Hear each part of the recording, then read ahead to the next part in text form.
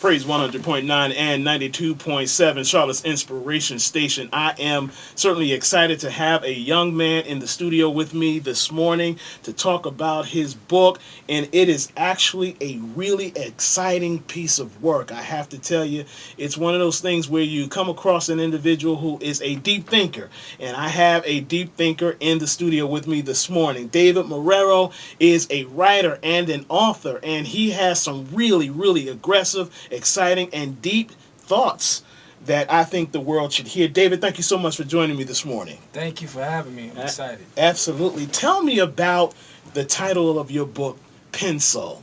Written in pencil. I mean, of course, that is a play on pencil, and I was just really surprised by that. It was a really good play on the word. Thank you. I appreciate that. Absolutely. Tell me about the what inspired you to come up with the title. Well, just my writings reflect, my inner environment. Mm-hmm. What's going on the inside. I try to project what I believe a lot of us can't articulate, Yeah. and a lot of us don't really um, expose because of fear of ridicule and stuff like that. So I Yeah. just pour my heart out and my soul. Now, what was the impetus behind your work? Are there particular types of situations, circumstances that inspired you to write? Well, I was actually writing a self-help book, and then I had a series of deaths.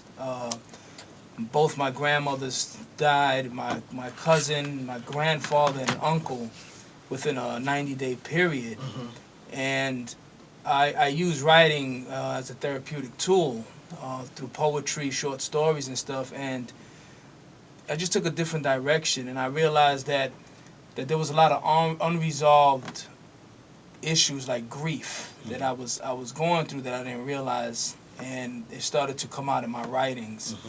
So I It just was therapeutic for you? That's correct. Yes. Yeah, and I think most folks will find their way, particularly as death impacts a particular person's life. It is really hard for them to navigate through those processes. So you found your process in terms of navigating death and life circumstances. Yes. Absolutely. So tell me about the impact writing has had on you. In fact, how long have you been writing? Well, I've been writing since I was a child. I Mm-hmm. always liked to write, but I started to pursue it as a career uh, while I was incarcerated. Mm-hmm. I was incarcerated for a little while in the first half of the 2000s, and Mm-hmm. You mind again, sharing why? well, yeah, I was running the streets, Mm-hmm. New York City, and the mentality, feeling hopeless, self pity, anger, a lot of rage, just that dark consciousness that Mm-hmm. a lot of our youth are going through today, Yeah, and yeah. just feeling like there's no way out. Now, how do you navigate that in terms of emerging from that life and then navigating life without having folks judge you for your past experiences? Well, I believe honesty. Hmm. Um, when I'm honest, people can relate to my experiences. I'm not really too concerned about people judging me, Yeah, really, to be honest with you. I know that my work, my words, and my experience resonate with a lot of people. yeah, You yeah. know. I Why I write. I pulled this from your book and pulled a segment from it, and I'm going to read it because I think it's really indicative of what is happening throughout the country. Whole families depend on food stamps and other forms of governmental assistance. Communities afflicted and plagued by destructive addictions and other horrific life-threatening conditions. Talk a little bit about that. Wow.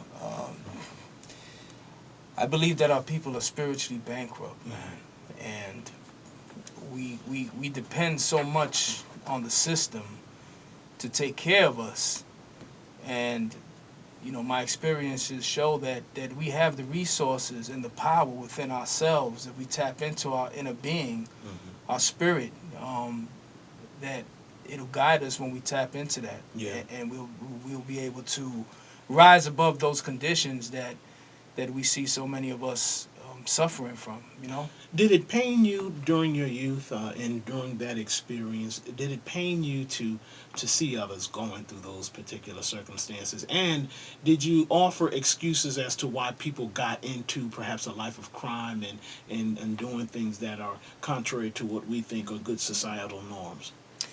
Of course. Well, my family, I grew up in a household, I bounced around a lot with different family members. There was a lot of drug use, a lot of domestic abuse, um, domestic violence. And yes, I blamed my family, I blamed God, I blamed the government, I blamed everything growing up, even into my early adulthood. And it wasn't until again I was in solitary confinement because I was very rageful, Yeah. and I was always in the box or solitary confinement. And to make a long story short, one day I was just so filled with rage and self pity, anger, and feeling like a victim, and I just broke down, and I just called out. And I remember just feeling, after tears and after praying at that time, I just felt this weight lifted off of me, and I felt so light. And it started to reflect in my writings, Yeah. because of my earlier writings were a lot of anger, and some of it reflects some of that earlier writings, but there was a lot of anger and a lot of self pity that reflected in my writings, Yeah. blame, Yeah. And today, I believe that a lot of us are not victims, we're volunteers, you know. Yeah. Serious, Absolutely. Yeah. we Yeah. got to, and I had to take responsibility. Like, I'm not responsible for what happened as a child growing up, but I am responsible for what I do today. Absolutely. So I just took the pain in my experience, and I just, like an alchemist, I took lead, and I'm turning it into gold, man. Absolutely. Now, you did indicate that you blamed God, and I think even outside of folks who are attached to religious traditions, they also blame God. So you were not alone in that. But now that you have reversed course, where are you in terms of your spiritual outlook? Well, first of all, again, there's a misconception, there's a distortion of who God or what God is, and I believe that you can't put a label or define God. You have to experience God. God is an experience, Yeah, and yeah. and when you experience something, you know it. You know God. You develop a relationship with God, that inner being, that inner intuitive voice. When you quiet the mind long enough, for me, through prayer, through meditation, through certain disciplines, excuse me, I'm when I get centered, my vision is clearer, and my path, the coincidences and the synchronicity in my life is like, it makes it hard for me to doubt that there's a power, there's this energy, there's this spirit, there's this God that's guiding my life. I'm here for a purpose. And but you're not tethered to any particular religious tradition. This is sort of a spirituality. I take an eclectic approach. I'm well versed in the Bible and in other traditions, so I extract the jewels from the Bible and other religious texts. Right. Talk a little bit about some of your work. In fact, I want you to read some portions of what you've written in that actually profound book of yours. It is really wonderful, and I will Thank you. suggest to all that are listening to the show this morning that you have to get this book. Go ahead. I know you wanted me to read Divine Intervention. Yes, absolutely. Okay. All right. I searched for happiness in all the wrong places. I thought money, sex, and drugs would fill the emptiness in my soul, but all it did was create a bigger hole. Short-term pleasures I sought to numb the pain, but I found myself caught up in addiction and bound by chains. I tried many times to break myself free, but no matter what I've tried, I still felt empty, wallowing deep in self-pity, wondering, why me? Angry at God for this life he gave me. Tired of this pain I felt deep down inside. The only relief I thought was to take my own life. Then one day, while contemplating suicide, I felt a strong presence. It was God by my side. I dropped to the ground, and in a loud voice I cried, Help me, please. Then I heard a reply. Rise, my son, for you are a chosen one. I have a purpose for you to help show others that my kingdom has come. You had to suffer and go through some pain to soften you up and rebuild you again. Watched you go through some trying times. It helped you break down that wall of pride. Now that joy you seek is deep inside. Seek me first and all else I'll provide.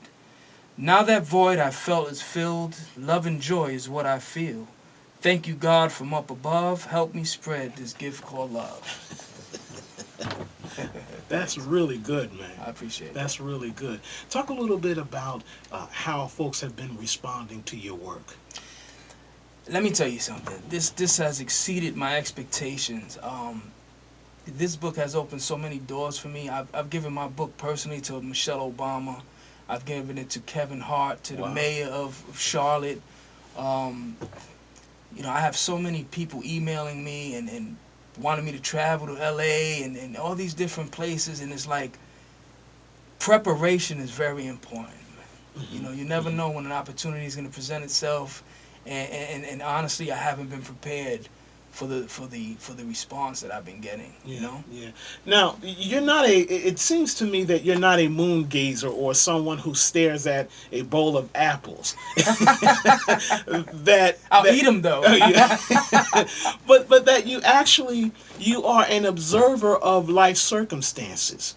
Is there one in particular circumstance, one situation, um, one profound moment in your life that inspired you to say, this is going to be my life for this point forward. I am going to write.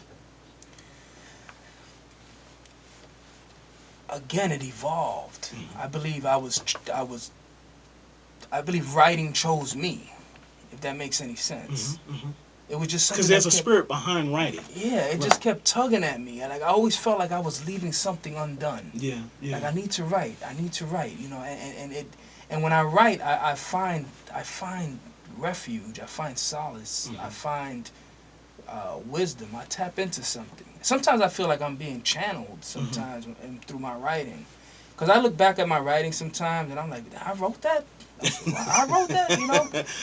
So and I don't want to take credit for it. I don't want to take credit for it because I believe that it was written in my soul. Mm-hmm. It was written in my spiritual makeup to, Mm-hmm. to, to do what I'm doing. And I'm still fresh. I don't know where I'm going, to be honest. Yeah, yeah, yeah. But I'm excited.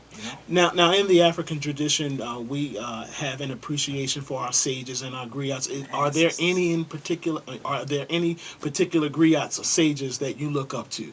Wow. Listen, the master teacher Jesus, Siddhartha, Mm-hmm. Lao Tzu. Wow, I can go on forever. Yeah, it appears that you can. Yeah, yeah, That's and even wonderful, though. even up to date, like presently, the Dalai Lama. Mm-hmm. I read a lot of Dr. Wayne Dyer books. You ever heard of Yes, Wayne yeah. Dyer? Mm-hmm. Michael Beckwith is Mm-hmm. another one who resonates with me a lot. Just so many. Again, Joel Osteen, Joyce Meyer. I just extract the message and I separate it from the messenger. Mm-hmm. Talk a little bit about your social and political consciousness. Wow. If you if you saw some of my writing, you would see how I feel about the political environment or the political atmosphere. I don't know. I believe it's not in our favor, man. And I believe that we as a people need to tap into our own resources Mm-hmm. and Mm-hmm. stop depending so much and stop allowing government to make so many decisions for us. Yeah, yeah, You know. yeah. Is that something that you would like to inculcate into younger generations? Yes, and I do, and I incorporate that in my message when I go out to speak and stuff to the youth and to the prisons and stuff. Mm-hmm. Um, it's about creating our own opportunities, Mm-hmm. and when we silence our mind and we quiet it, we're given instruction, we're Right, given direction, and what happens is that we draw people into our life that's in alignment with our purpose, right. and it just evolves. So you mentioned prison. What are the other things that occupy your personal time outside of writing? Public speaking. Hmm. I'm on the radio as a radio personality. I'm not sure if I'm supposed to promote other radio stations, so I'm not. So, but I am on the radio as well as a co-host. I will be having my own show soon. So if anybody wants to follow up on that, they can go to PaperMirrors at blogspot.com. So check me out there. Um, there's so many things I'm doing that sometimes I lose track of myself. You know what I mean? I'm just excited. I'm just excited. Well, that's a gift because I do find with the younger generation, they're slothful in their approach to so many different things. But you seem to be a lot more organized and a lot more thoughtful in your approach to what's going on in our society. So that is a benefit to Hmm. be busy, man. That's right. Yeah. Absolutely. You have another piece, The Messianic Convict. Yeah. And actually, I want to read a segment from that. Okay. I'm old, Dave, suffering from all types of aches and pains from old age, but every day I plant new seeds so trees can grow and give hope to those who've lost faith. Believe in yourself, and the universe will reciprocate tenfold what you put in its place. You're a young man. You're strong. And then, of course, it continues. As again, our young folk are caught up in circumstances very difficult to navigate. Hmm. Talk a little bit about what the older generation should be doing to reach young folks, to provide that seed that will germinate and help them navigate life in a positive way. We need to be kind. We need to be less judgmental. Hmm. We need to reach out and offer encouragement. And I also believe strongly that we need to help the youth cultivate their gifts as opposed to uh, doing the same thing with the system. Oh, you can go to school and get a good job, and like, not everybody's academically inclined. Hmm. You know, Hmm. we need to assess our children and our youth and help them cultivate their skills Right. and their talents and encourage them to pursue that. Yeah. When you Yeah. have a passion for something, uh, that drive is powerful. You know, there's nothing that can stop someone who's passionate about what they're doing. Absolutely. There is another piece that I want you to read called Sexual Weaponry. Hmm. If you can go You want me ahead to and read the whole thing? read a It's portion kind of of long. it. Read a portion of it. Okay. Because again, I think some of the topics that you touch on are, in my judgment, really profound. And as you're looking for that Okay. particular piece, I'll read some of the contents. Better tomorrows, Granny's will, rekindled flame, why I write, sentencing day, prayer, perception, last hug, serenity. Shh, just listen. Gosh, man, this is. Go ahead. Thank you. All right. Well, I'll read it. I'll try to get through it. Um, Her weight's liquidating at a fast pace. He was in love for a whole week straight, then the euphoria wore off, but she knew the game well. Her heart was numb. She blamed all men for her pain. Her secret was like a cancer eating at her soul. Her mother had too many men in and out of her apartment. She shared a few of them with her. While her mom was passed out drunk on her living room sofa, she was getting humped on by grown men who were much older. Liquid breath and cigarette stenches filled her nostrils while they forced themselves upon her. He was insecure, low self-esteem because he was poor. He thought his worth was attached to what he could buy at the store. His father was a heroin and crack addict and was physically abusive to him. She got pregnant. Doctors told her she was infected with HIV and hepatitis C. She was only 15. She cried most nights alone in her room while her mother smoked crack. He was selling it. He came to her apartment to serve her mother one day. That's when he first laid eyes on her. She was beautiful, bottle-shaped body. She captivated him. She hated him, blamed him for all the abuse she went through, for being robbed of her innocence. She smiled and asked his name. He said, Tremaine. I'm Natasha, but you can call me Flames because I'm hot like fire. They spoke for a few minutes, then she invited him to stay. Her mom was in and out bringing different guys in the house. She pulled him by the hand and led him to her bedroom. He was nervous and inexperienced and still had an innocence about him. As he passed the bathroom mirror, he caught a glimpse of his reflection. He saw a young boy lost and confused, full of fear, looking back at him. But he had on the latest fashion. Gold chain, diamond earrings, he was clean. She closed the door and unbuttoned his pants. She whispered, "Tonight, I make you a man." They sexed all night, no protection. She rode him with such aggression, trying to refund all the pain she blamed him for. She made sure she gave him her all. He was infatuated. He came to visit her every night that week. Then the visits declined. He got news that his mom was ill. Soon after that, he was arrested. Her belly was growing. Her mother was still smoking. She told her the baby was Tremaine's. He was in jail for a few months now. He was excited about the baby. His father finally got his life together and was clean and sober. After 7 months, he was released. Once back on the streets, he discovered his mom had hepatitis C and HIV that his father infected her with. He was affected dramatically. His parents didn't know who she was, nor did they know he had a girl pregnant. He kept it a secret. She knew who his parents were, but she kept her distance. She was due any day now. He finally broke the news. His father was shocked when he knew who she was. He began to panic. She knew whose baby she was carrying. It was Tremaine's little brother. She purposely gave Tremaine what his father had given to her. Wow. Wow. We're taught that radio is theater of the mind. And one of the things that I certainly appreciate about your reading that particular piece is that you're providing a real deep sense of what some of the pathology that exists within our community and even in our personal selves. And I think that is a reflection of what's happening in society. And you really captured that in that piece. And I really appreciate that. Talk a little bit about um, the difficulties or the disadvantages, if you will, that exist within the publishing world, because I know it's really hard for authors. And so, for someone who think deeply as you do, I know it has to be difficult.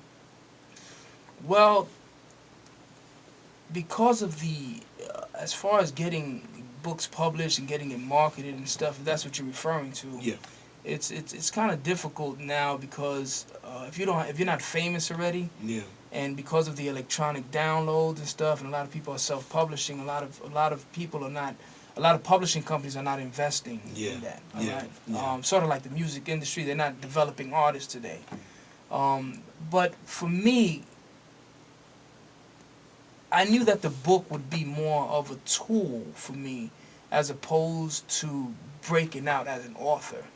It gives me like a launching pad Right. that opens up doors for me to get my message across to my target Yeah, audience. yeah. So but it's been, actually, you know what? It's been a simple process Really? because, again, when you love what you're doing and when you have a passion, you're gonna find a way. Absolutely. And what happened with me is that I learned how to publish. I've researched. I've done some studying. I self-educated myself, and I still need some polishing, of course. Hmm. But just learning, what the criteria is, what authors look for. I mean, what publishers look for, what people who critique books and give it reviews, and all these different things I've learned because I didn't have the finances. I didn't have $2,000 to give someone to publish my book. You understand? Oh yeah, Yeah. yeah. So, So, what advice would you give aspiring writers and authors as they try to navigate this experience? big suggestion. This is one of my biggest suggestions. I suggest that you get involved with writing groups Hmm. online. Take some writing courses if you can, free writing courses, and especially Facebook has a lot. I've utilized Facebook. Let me tell you something. Facebook has encouraged me, helped me build up my confidence. I was afraid to share my work, and when I began to test the waters, so to speak, and Hmm. the response that I got just helped me to gain momentum and build courage, man, to publish this type of stuff, because this is stuff that You listen, I wasn't hanging on the corner saying, listen, man, I feel insecure. I'm with this girl. I got inadequacy. Shut the, what the heck? Have a sip of this. Shut up. You know what I mean? What are you talking about? What are you, gay? You know what I'm saying? What the hell are you talking about? But, what's funny is that a lot of the hardcore people that, because I started doing this in prison, and, there's people that's never coming home. Yeah. And to see these big, giant guys with muscles cry, man, and open up, and it just told me that this is what you're supposed to be doing, this type of stuff. Absolutely. Well, we have just about 30 seconds left in the show. How can folks get a hold of your book? Go to lulu.com, lulu.com, type in PENSOUL or PaperMirrors, whatever you want to type in. Go to PaperMirrors Reflection, that's my Facebook. Request me, PaperMirrors Reflection, blogspot.com, that's my blog. Again, lulu.com. Absolutely. Or Amazon, if you want to go to Amazon. Okay. Amazon. Well, David, thank you so much for coming this morning, talking about your book. Again, it is well worth a read, particularly during the weekend when you have absolutely nothing to do but absorb the deep things in life. It is well worth a buy. We're going to take a quick break. When we come back, I'll wrap up the show. This is Community Voices with Ron Holland on Praise 100.9 and 92.7. We'll be back in a moment. Wow, that was good, man. I appreciate that. Absolutely. That was real good. This is one of those rare moments where I don't have to go back and edit everything out because, I didn't have a good interview with some folks who are not used to radio. So it was good that you're used to radio. That's one benefit of this interview, man. So I appreciate it. Thank you. I appreciate you. Yeah.